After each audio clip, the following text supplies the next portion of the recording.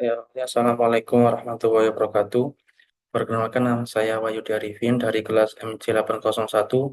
Pada kesempatan ini saya akan mempresentasikan tugas UAS saya di mata kuliah Business Intelligence dengan tema Artificial Intelligence atau disebut AI.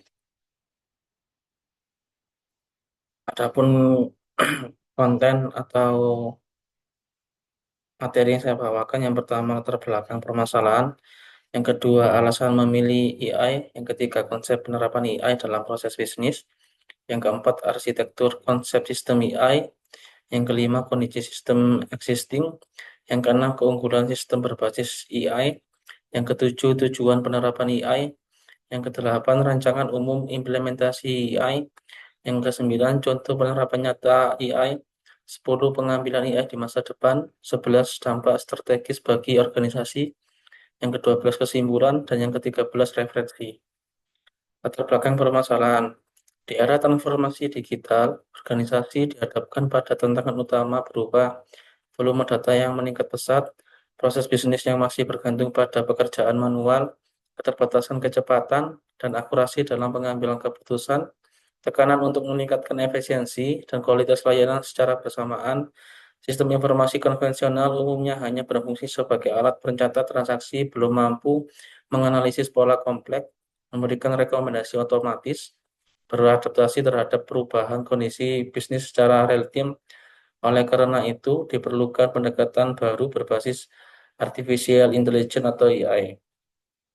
Alasan mengapa memilih AI, yang pertama, mengelola data dalam jumlah besar secara cepat. Yang kedua, mempelajari pola historis melalui machine learning. Yang ketiga, menghasilkan prediksi dan rekomendasi keputusan. Yang keempat, mengotomisasi aktivitas rutin yang repetitif. Berbeda dengan sistem tradisional yang bersifat reaktif, AI memungkinkan organisasi bersifat proaktif dan prediktif.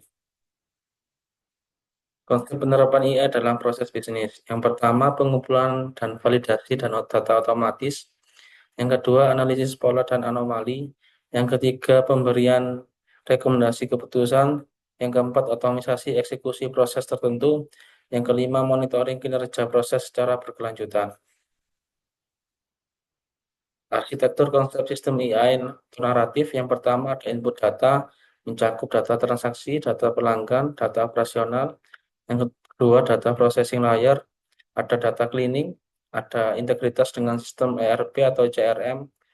Yang ketiga, AI engine, mencakup machine learning untuk prediksi, NLP untuk analisis teks, RPA untuk otomisasi proses. Yang keempat, ada output, meliputi rekomendasi keputusan, laporan otomatis, dashboard KPI real time. Kondisi sistem existing. Pada kondisi saat ini, sistem yang digunakan organisasi umumnya berorientasi pada pencatatan data, mengandalkan analisis manual, membutuhkan waktu lama untuk evaluasi, kurang adaptif terhadap perubahan cepat. Akibatnya proses menjadi lambat, resiko kesalahan manusia tinggi, potensi data tidak dimanfaatkan secara maksimal. Keunggulan sistem berbasis AI. Dari aspek analisis, sistem lama manual, sistem AI otomatis dan prediktif. Dari aspek keputusan, kalau sistem lama reaktif, kalau sistem AI proaktif. Dari aspek efisiensi, sistem lama sedang, sistem AI tinggi. Dari aspek akurasi, bergantung pada manusia, kalau sistem lama, sistem AI konsisten. Dari aspek monitoring, sistem lama periodik, sistem AI real time. Dengan AI, organisasi dapat mengubah data menjadi nilai strategis. Tujuan penerapan AI. Yang pertama, meningkatkan efisiensi operasional. Yang kedua, mempercepat proses pengambilan keputusan. Yang ketiga, mengurangi kesalahan akibat pekerjaan manual. Yang keempat, mengoptimalkan pemanfaatan data organisasi. Yang kelima, meningkatkan daya saing dan kualitas layanan. Rancangan umum implementasi AI. Identifikasi proses prioritas, yaitu proses dengan volume tinggi dan nilai strategis. Kedua, analisis kesiapan data, mencakupi kualitas, kelengkapan, dan integrasi data. Yang ketiga, pengembangan model AI, mencakup pemilihan algoritma sesuai kebutuhan.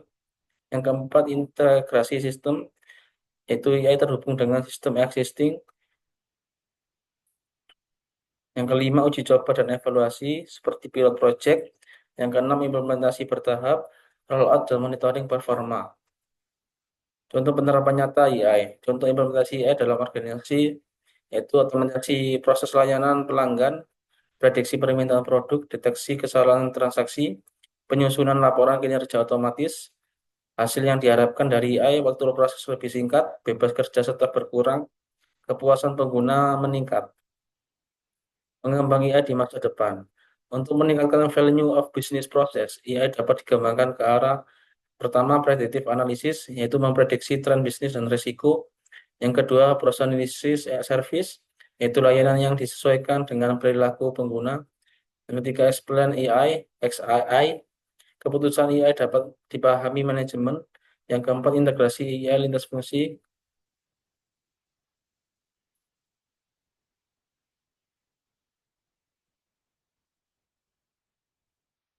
Itu keuangan SDM, operasional, dan pemasaran.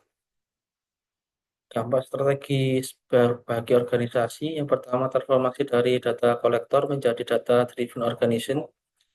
Kedua, peningkatan agility dan responsivitas. Yang ketiga, keunggulan kompetitif jangka panjang. AI bukan hanya teknologi tetapi strategi bisnis.